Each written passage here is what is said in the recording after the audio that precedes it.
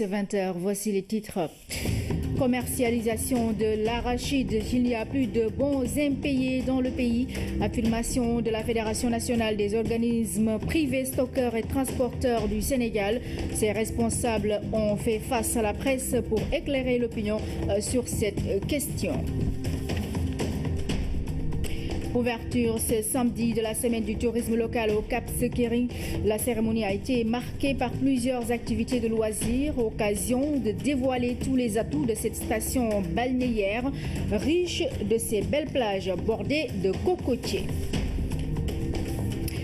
Mesdames, Messieurs, bienvenue dans ce journal. Je le disais à l'instant, le ministre du Tourisme et des Transports aériens a lancé ce matin à Diembéring les activités de la semaine du tourisme intérieur. L'objectif est de permettre au secteur de se développer davantage en poussant les touristes à venir découvrir la Casamance.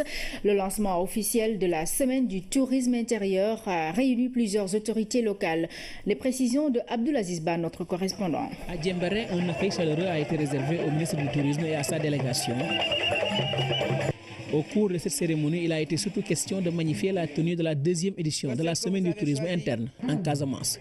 Un nouveau souffle, une opportunité de relance économique à travers toutes les activités liées au tourisme, l'artisanat, surtout sur toutes ses formes, le maraîchage, l'animation culturelle, le folklore, les échanges et autres. Les mesures d'exonération et amnistie fiscale consenties par l'État du Sénégal au profit des professionnels du tourisme ont contribué sans aucun doute à plus de performances et de services donc de qualité. Et à mon nom personnel et au nom de toutes les populations de la commune de Diembéring de la Casamance, dont je préside au Dessiné, j'aimerais solennellement remercier Monsieur le Président de la République, compter sur vous pour qu'il puisse justement recevoir la gratitude des professionnels du tourisme, des populations de la Casamance. L'importance de l'industrie touristique dans le processus de développement économique et social de la Casamance n'est plus à démontrer. Le chef de l'État, son Excellence M. Macky Sall, l'a si bien compris en consacrant la région naturelle de la Casamance zone touristique d'intérêt national. Ainsi, le développement du tourisme interne dans les zones telles que Cap Skirring est en droite ligne avec les mesures déjà prises. Cette semaine du tourisme interne au Cap Skirring est surtout marquée par la présence d'une délégation du ministère marocain du tourisme venue découvrir les merveilles de la station balnéaire. Notre visite qui restera gravée dans nos mémoires à Casamance nous a permis de constater combien cette région est agréable par sa nature, son histoire, ses traditions et ses habitants accueillants et hospitaliers. Ces plages paradisiaques et la beauté de sa nature qui nous a beaucoup impressionnés nous mènent à lancer un appel à l'échange des expériences et des expertises dans nos deux peuples et penser à une étroite collaboration, particulièrement dans le domaine touristique. Le choix porté sur le Cap Skirring d'abriter la semaine du tourisme interne n'est pas fortuit. Il s'agit de faire de la station balnéaire une destination touristique nationale majeure. Ainsi, la cérémonie de lancement a été l'occasion d'annoncer de nouvelles mesures pour accompagner davantage le secteur. Les travaux de réfection de l'aéroport de Cap Skirring vont se poursuivre. La cuve de kérosène d'une capacité de 1000 litres en cours de construction sera livrée en juillet. L'aéroport de Ziguinchor sera réhabilité et mis aux normes pour plus de 25 milliards dans le cadre du programme de réhabilitation des aérodromes régionaux, dont la première phase devrait démarrer cette année pour un investissement de plus de 100 milliards. Bien entendu, le démarrage cette année aussi des activités de la compagnie nationale Air Sénégal permettra de renforcer la desserte intérieure et de rendre plus accessibles les différents sites touristiques de cette belle région. À ces mesures s'ajoutent d'autres mécanismes pour renforcer l'action de l'État. Parmi ceux-ci, le crédit hôtelier et touristique d'un montant initial de 5 milliards, totalement doté dans le budget, pour soutenir les entreprises touristiques dans la mise à niveau de leur offre. Ainsi, le Cap Skirring, en accueillant cette semaine de tourisme interne, va permettre aux professionnels du secteur de promouvoir et de rendre plus visible la destination touristique du Sénégal. Soutenir qu'il existe encore de bons impayés dans le pays relève de contre-vérité. C'est la Fédération nationale des organismes privés, stockeurs et transporteurs du Sénégal qui l'affirme. Ses responsables ont tenu ce samedi une conférence de presse à Tivaouane pour apporter un démenti à de telles allégations. Les précisions de René Massiga Diouf. Les différents responsables de la Fédération nationale des organismes privés, stockeurs et transporteurs ont tous été conviés et présents à la conférence de presse. De manière catégorique, ils ont réfuté de vive voix les allégations selon lesquelles il existe des bons impayés dans le pays. C'est archi faux. Je tiens à démentir que ce n'est pas vrai. Il n'y a personne qui nous déclare qu'il y a des impayés chez eux. Donc, je dément formellement qu'il n'y a pas de bons impayés. Pour eux, ces allégations relèvent d'un tissu de contre-vérité. De tels bons n'ont plus droit de citer dans le système de commercialisation de l'arachide. Ils déclarent fausses toutes ces informations faisant état de l'existence de ces bons impayés. Nous apportons un cinglant démenti à ceux-là qui disent qu'il y a des bons impayés au niveau de Nganda. D'autant plus, comme l'a si bien dit Monsieur le Président national, c'est à chaque fois on a la même personne et la même localité qu'on dit qu'il y a des bons impayés. C'est des mensonges, c'est des contre-vérités. Il faut qu'ils cessent de ces pratiques-là. S'il a un problème avec les gens qui travaillent là-bas, il n'a qu'à le régler avec eux. Le recours aux bons impayés était destiné il y a quelques années à assurer la commercialisation de l'arachide le temps que les ressources financières soient en place. Ils constituent des factures dues aux producteurs, autrement des dettes contractées auprès de ces derniers. Ce système évitait à la collecte une interruption et aux paysans d'avoir longtemps les graines chez eux.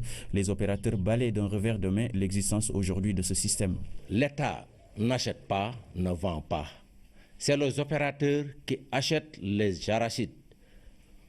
On n'a pas de bons impayés. Il faut qu'il soit très clair.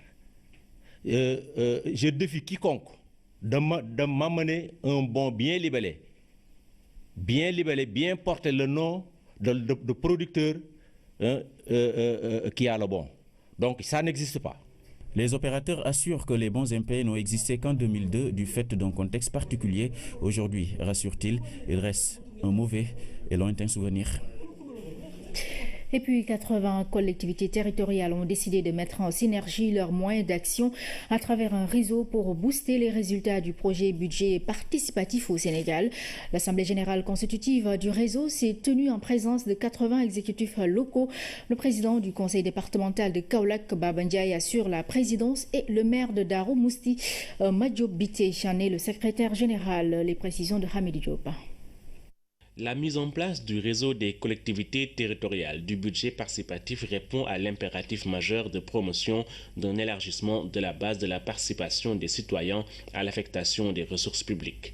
Ce réseau devra faciliter l'avènement de collectivités territoriales socialement mieux intégrées en permettant aux catégories sociales traditionnellement marginalisées de rompre le cycle de l'exclusion.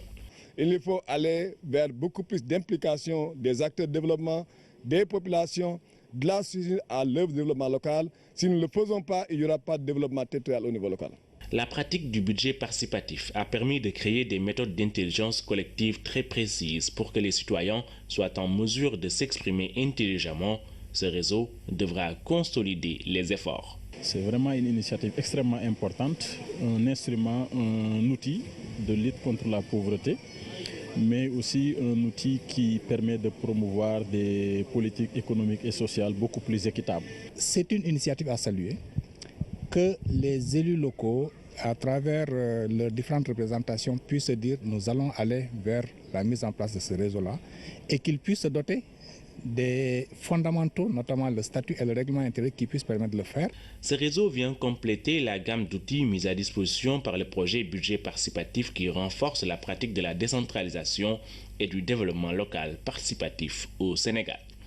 En marge de cette Assemblée générale constitutive du réseau des collectivités territoriales du budget participatif, vous allez aussi poser des jalons importants pour la consolidation de la démocratie participative à la base. Voilà un changement de regard absolument fondamental. Ce réseau va sans nul doute favoriser la promotion du dialogue et la participation citoyenne dans la gestion des collectivités territoriales. C'est là une avancée majeure, avec une implication de plus en plus forte de la société civile dans la gouvernance locale participative.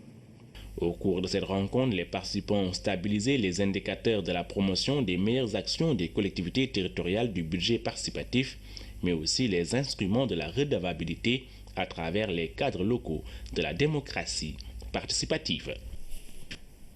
Et puis ce sinistre, le marché central de Kaolack a pris feu ce samedi très tôt le matin.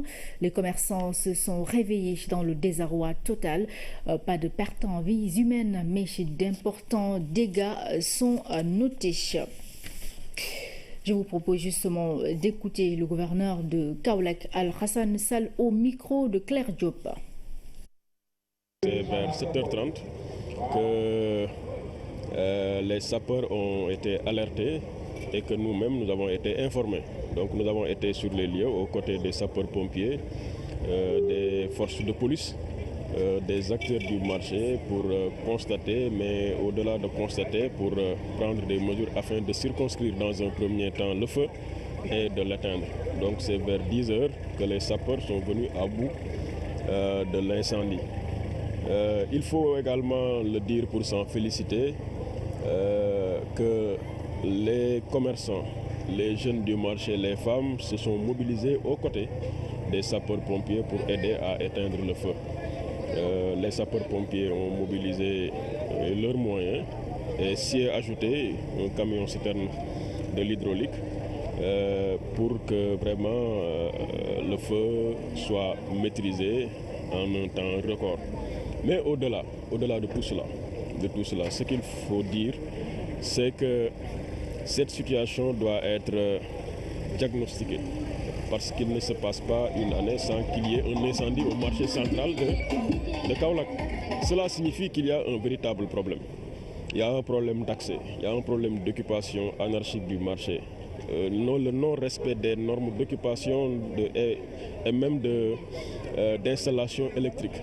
Il va falloir qu'avec les autorités municipales, le préfet de Kaolack et l'ensemble des acteurs, que l'on puisse s'asseoir, que l'on diagnostique ce phénomène, que l'on prenne des mesures et qu'on les applique.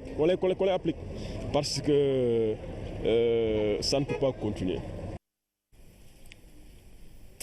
Nous restons dans la région pour parler santé. Cette fois-ci, la politique de décentralisation de l'offre de formation des ressources humaines s'élargit. Le Centre régional de formation en santé de Kaolack vient d'honorer 23 sages-femmes et infirmiers d'État après 3 ans de formation. Cette option permet de résorber les déficits de personnel en offrant aux jeunes des opportunités d'avoir une qualification sans se rendre à Dakar. Omar Diaw. Fini l'époque où Dakar concentrait toutes les écoles de formation, notamment dans les métiers de la santé. Kaolack abrite un centre régional de formation. L'école fait une sortie de promotion de sages-femmes et d'infirmiers d'État. C'est la 3e promo au niveau du CRF de Kaolack. Nous sommes fiers d'être infirmiers. Et à l'heure de prêter serment, on mesure l'immensité des défis. Vous allez prêter serment pour ainsi jurer devant l'opinion la manière dont vous mènerez votre carrière. Je promets et je jure d'accomplir mon rôle de sage-femme. C'est un métier noble qui demande de l'engagement, de la volonté et surtout le respect de la personne humaine. La remise des diplômes et des cadeaux devant les familles qui ont fait preuve de tant de sacrifices et de patience n'est qu'une étape. Le plus dur reste à venir. Celui du principe de redevabilité envers vos parents, vos collègues et la société. Le Sénégal développe une stratégie accélérée de formation des ressources humaines et de recrutement pour résorber le déficit de personnel qualifié. Dans chaque poste de santé, qu'il y ait au moins un infirmier d'État et une sage-femme d'État. Si c'est le cas, la maternité va bien fonctionner, mais aussi la consultation primaire curative. Le CRFS de Kaolack contribue à assurer des formations de qualité et de proximité. Ce centre, de par ses multiples actions de formation à l'intention des personnels de santé, a déjà permis de combler le déficit de personnel au niveau des districts sanitaires des régions centres. Être un professionnel de la santé, c'est tout tenter pour prolonger la vie et donc repousser la finitude. Souvent, il marche sur le fil. Celui de la vie et de la mort. en un mot, celui de Dieu. L'accent doit être ainsi mis sur les compétences acquises, la mise à jour des connaissances, la relation d'aide, le respect de l'éthique et de la déontologie qui ne sont pas de vains mots. Ce n'est pas le serment d'Hippocrate, mais il ne s'en éloigne pas dans l'esprit. Dans l'actualité religieuse, ouverture officielle à l'instant même du Dakar de Médina Gounass, édition 2017. L'événement est une retraite spirituelle de 10 jours durant lesquels des milliers de fidèles s'adonnent à la pratique exclusive de prière, de louange à Allah. Nous y reviendrons avec nos équipes sur place. Culture, célébration du cinquantenaire des manufactures des arts décoratifs de Thiès depuis le mois de novembre. Une exposition itinérante a été initiée dans plusieurs villes du pays.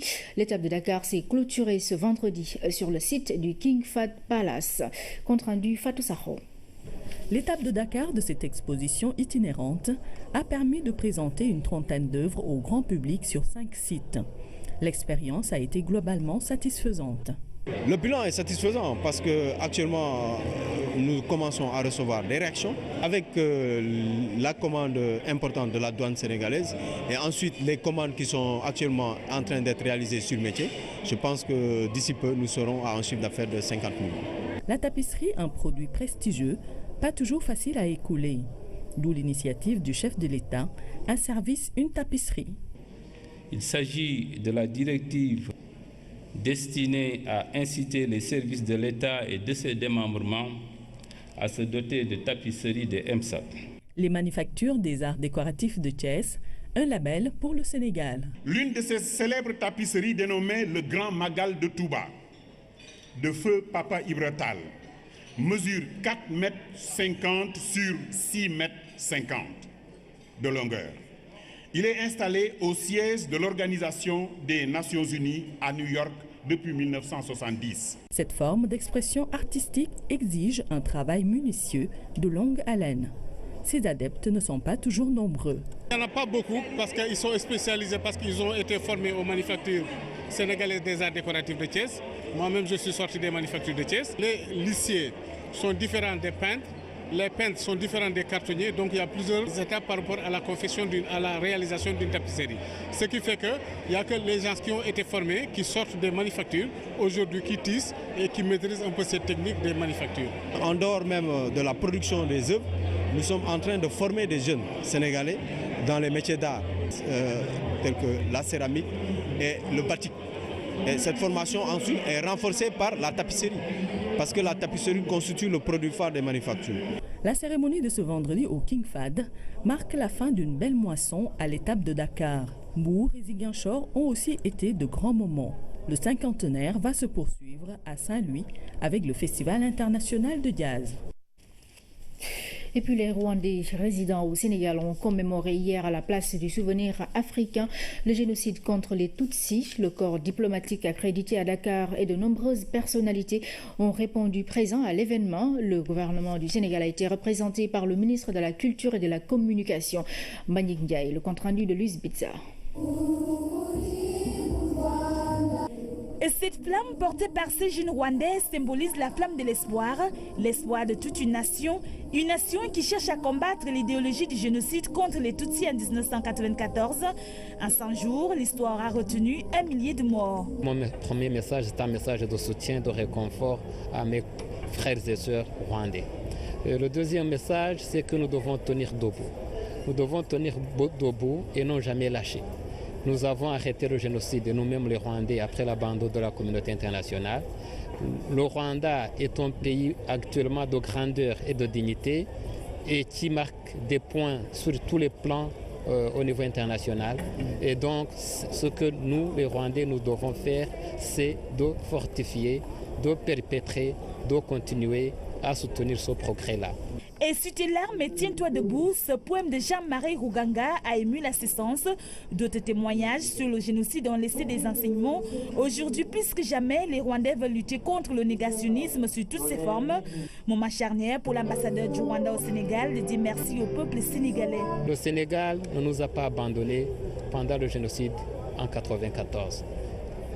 Le contingent sénégalais est le seul, avec celui du Ghana, qui ont dit non aux Nations Unies quand ils embarquaient tout le monde, disons tout ce qui est dans le processus de maintien de la paix.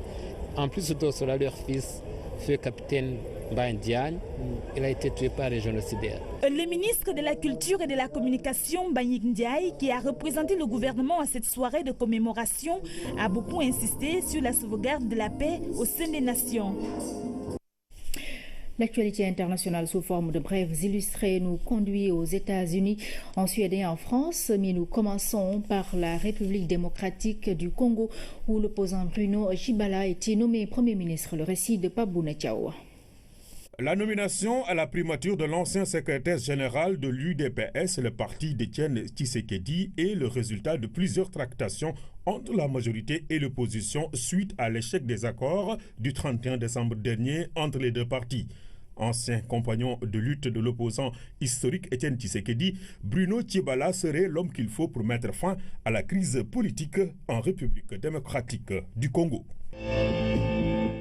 Réunion houleuse des 15 pays membres du Conseil de sécurité des Nations Unies à la suite des frappes de l'armée américaine contre le régime syrien. Majoritairement, les diplomates ont dénoncé l'usage d'armes chimiques attribuées au régime de Bachar el-Assad et appelé à une solution politique de la crise syrienne. Principal allié et soutien du régime de Damas, la Russie accuse les Américains d'avoir violé la loi internationale en s'attaquant militairement à la Syrie. L'ambassadrice des États-Unis à l'ONU, Nikki Haley, a affirmé que son pays est prêt pour une nouvelle intervention si les mêmes faits se reproduisent. Moins de 24 heures après l'attaque au camion bélier qui a fait 4 morts à Stockholm, la capitale suédoise, la police a identifié le principal suspect. Il s'agit d'un Ouzbek de 39 ans, bien connu des services de sécurité. L'attaque a eu lieu vendredi après-midi dans une rue très fréquentée de la capitale suédoise. Il était exactement 14 heures quand un camion fou a foncé dans la foule. Au-delà des 4 personnes qui ont trouvé la mort, 15 autres ont été sévèrement blessées. Et puis en France, l'organisation séparatiste basque espagnole ETA entame son désarmement total. Ce samedi, l'organisation a remis une liste de caches d'armes et d'explosifs aux autorités françaises. Les sites se trouvent dans le département des Pyrénées-Atlantiques à la frontière avec l'Espagne. L'opération de désarmement a été fortement saluée par les autorités françaises. Pour rappel, c'est depuis 2011 que l'organisation clandestine ETA avait renoncé à la lutte armée. Chez nous, politique, Mamadou Dawo Diallo est le nouveau secrétaire national du Parti de la Réforme, PR. Il a été désigné par Abdourahim Agne, fondateur du parti. Le nouveau leader du PR décline déjà sa feuille de route. Il compte poursuivre son compagnonnage avec l'APR pour soutenir les actions du président de la République dans l'atteinte des objectifs du plan Sénégal émergent. Compte rendu à Fanta Badji. À peine installé, il définit les grandes lignes du programme qu'il compte mettre en œuvre. Mamadou Dawa Diallo, nouvel homme fort du Parti de la Réforme, a réaffirmé son soutien indéfectible au chef de l'État, le président Macky Sall, pour l'émergence du Sénégal.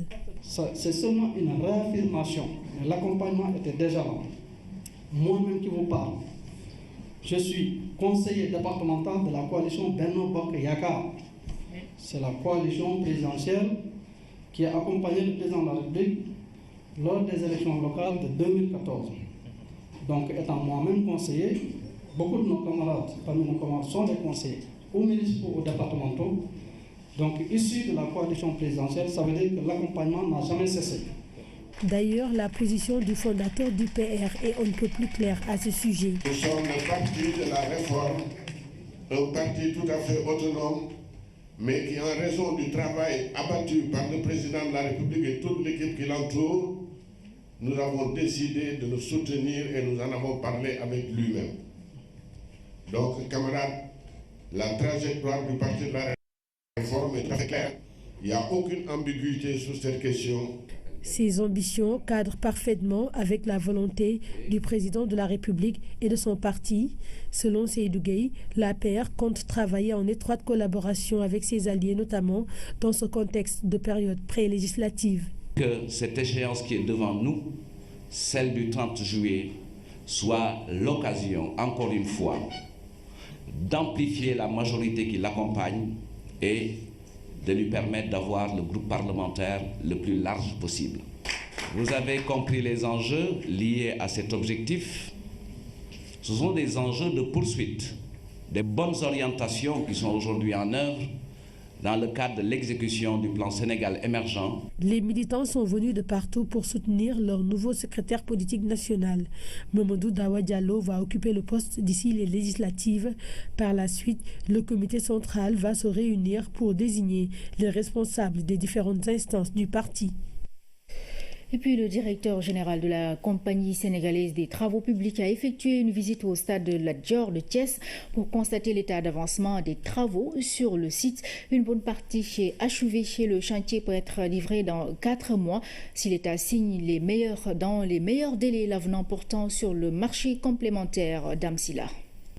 Au vu du délabrement très avancé du stade de Lat Dior de Thiès, l'État du Sénégal a lancé officiellement le 6 avril 2015 les travaux de réhabilitation. Les chantiers ont été confiés à la CSTP. Pour constater l'état d'avancement, le directeur général de la Compagnie sénégalaise des travaux publics, Mbaye Faye, a effectué une visite sur le site. À l'heure actuelle, on a fini la construction métallique, la charpente, du tribune principale et la couverture. L'extension du vestiaire et la réhabilitation. La construction de la pelouse est terminée. La pose des systèmes d'arrosage, on est à peu près à 90%. La forage est déjà réalisée.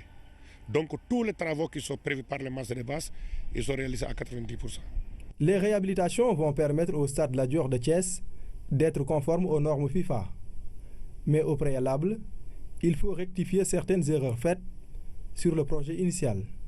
Les gazons naturels, sur les marchés de base, on a prévu 8000 m². Les normes de la FIFA demandent 9200 m². Mais ça, on a déjà anticipé en attendant que l'État signe ce contrat pour nous permettre de compléter. L'éclairage, on a prévu 25 mètres sur les marchés de base, or que les normes de la FIFA demandent 40 mètres.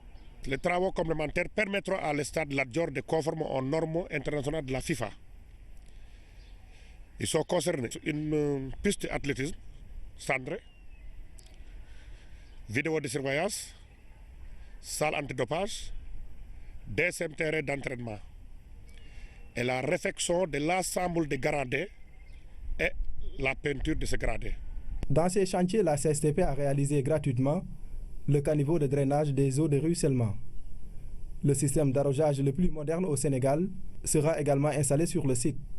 S'il sera commandé par une armoire électronique, donc nous allons arroser tête par tête. Il y aura 10 têtes sur ce terrain et les têtes arrosent à 16 mètres de longueur. Et la tête a une rotation qu'on définit en fonction de la positionnement de la tête. Voilà. Donc tout sera automatique. Au stade Lat Dior de Thiès, les grosses œuvres sont certes terminées, mais il est difficile de donner un délai de livraison des chantiers. L'État du Sénégal doit signer l'avenant portant sur le marché complémentaire de 550 millions de francs CFA pour l'achèvement des travaux. Voilà, ainsi se referme cette édition. Mesdames, Messieurs, merci à vous de l'avoir suivi. Très bonne soirée sur la RTS 1.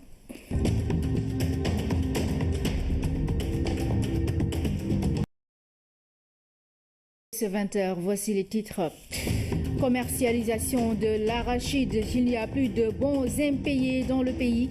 Affirmation de la Fédération nationale des organismes privés stockeurs et transporteurs du Sénégal. Ces responsables ont fait face à la presse pour éclairer l'opinion sur cette question. Ouverture ce samedi de la semaine du tourisme local au Cap Skirring. La cérémonie a été marquée par plusieurs activités de loisirs, occasion de dévoiler tous les atouts de cette station balnéaire, riche de ses belles plages bordées de cocotiers. Mesdames, Messieurs, bienvenue dans ce journal. Je le disais à l'instant, le ministre du Tourisme et des Transports aériens a lancé ce matin à Diembéring les activités de la semaine du tourisme intérieur. L'objectif est de permettre au secteur de se développer davantage en poussant les touristes à venir découvrir la Casamance. Le lancement officiel de la semaine du tourisme intérieur a réuni plusieurs autorités locales.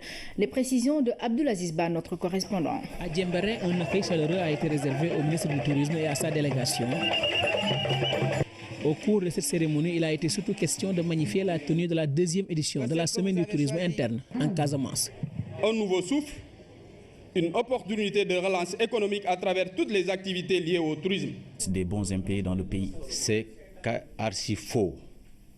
Je tiens à démentir que ce n'est pas vrai. Il n'y a personne qui nous déclare qu'il y a des impayés chez eux. Donc, je dément formellement qu'il n'y a pas de bons impayés. Pour eux, ces allégations relèvent d'un tissu de contre-vérité. De tels bons n'ont plus droit de citer dans le système de commercialisation de l'arachide. Ils déclarent fausses toutes ces informations faisant état de l'existence de ces bons impayés. Nous apportons un cinglant démenti à ceux-là qui disent qu'il y a des bons impayés au niveau de Nganda. D'autant plus, comme l'a si bien dit Monsieur le Président national, c'est à chaque fois on a la même personne et la même localité qu'on dit qu'il y a des bons impayés. C'est des mensonges, c'est des contre-vérités. Il faut qu'ils cessent de ces pratiques-là. S'il a un problème avec les gens qui travaillent là-bas, il n'a qu'à le régler avec eux. Le recours aux bons impayés était destiné il y a quelques années à assurer la commercialisation de l'arachide le temps que les ressources financières soient en place. Ils constituent des factures dues aux producteurs, autrement des dettes contractées auprès de ces derniers. Ce système évitait à la collecte une interruption et aux paysans d'avoir longtemps les graines chez eux. Les opérateurs balayent d'un revers de main l'existence aujourd'hui de ce système. L'État n'achète pas, ne vend pas. C'est les opérateurs qui achètent. L'artisanat, surtout sur toutes ses formes, le maraîchage, l'animation culturelle, le folklore, les échanges et autres. Les mesures d'exonération et amnistie fiscale consenties par l'État du Sénégal au profit des professionnels du tourisme ont contribué sans aucun doute à plus de performances et de services donc de qualité. Et à mon nom personnel et au nom de toutes les populations de la commune de Djembéren de la Casamance, dont je préside au Dessiné, j'aimerais solennellement remercier Monsieur le Président de la République, compter sur vous pour qu'il puisse justement recevoir la gratitude des professionnels du tourisme, des populations de la Casamance. L'importance de l'industrie touristique dans le processus de développement économique et social de la Casamance n'est plus à démontrer. Le chef de l'État, son Excellence M. Macky Sall, l'a si bien compris en consacrant la région naturelle de la Casamance zone touristique d'intérêt national. Ainsi, le développement du tourisme interne dans les zones telles que Cap Skirring est en droite ligne avec les mesures déjà prises. Cette semaine du tourisme interne au Cap Skirring est surtout marquée par la présence d'une délégation du ministère. Cette année, pour un investissement de plus de 100 milliards. Bien entendu, le démarrage cette année aussi des activités de la compagnie nationale Air Sénégal permettra de renforcer la desserte intérieure et de rendre plus accessibles les différents sites touristiques de cette belle région.